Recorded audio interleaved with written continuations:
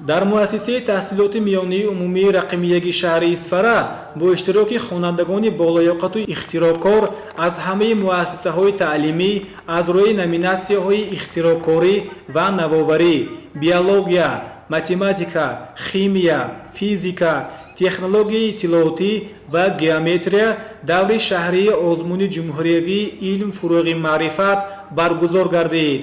дар маросими ифтитоҳии озмун муовини раиси шаҳр ва сардори риёсати маориф суханронӣ намуда зикр доштанд, ки озмуни мазкур бо иқдоми дурандешонаи асосгузори сулҳу ваҳдати миллӣ, пешвои миллат, президенти ҷумҳурии Тоҷикистон муҳтарам Эмомалӣ Раҳмон буда барои дарёфти истеъдодҳои нав дар соҳаи илмҳои дақиқ, табиатшиносӣ ва риёзӣ баргузор гардида истодааст. 2 сол қабл бо ибтикори пешвои муаззами миллат озмунҳои Тоҷикистон ватани азизи ман ва фурӯғи субҳи донои китоб аст оғоз гардида буд.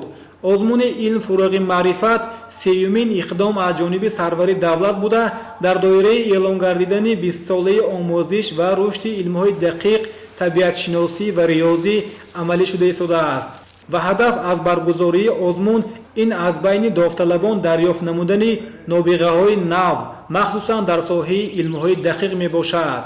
таъкид гардид, ки озмун дар 6 номинатсияи гурӯҳи фанҳо дар муассисаҳои таълимии шаҳри Исфара доир шуда, даври нахустини озмун бо омодагии том ва сатҳи баланд гузаронида мешавад.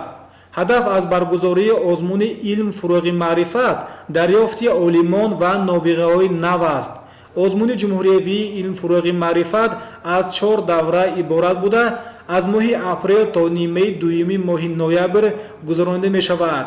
ҳадафи асосии озмуни мазкур дарёфти истеъдодҳои нав дар замони илму технологияи навин, рушди минбаъдии кишвар ва ҷалби ҷавонон ба фанҳои дақиқ буда барои бозёфти ихтироъкороне равона гардидааст, ки дар соҳаи илмҳои табиатшиносӣ, дақиқ ва риёзӣ фаъолият мекунанд.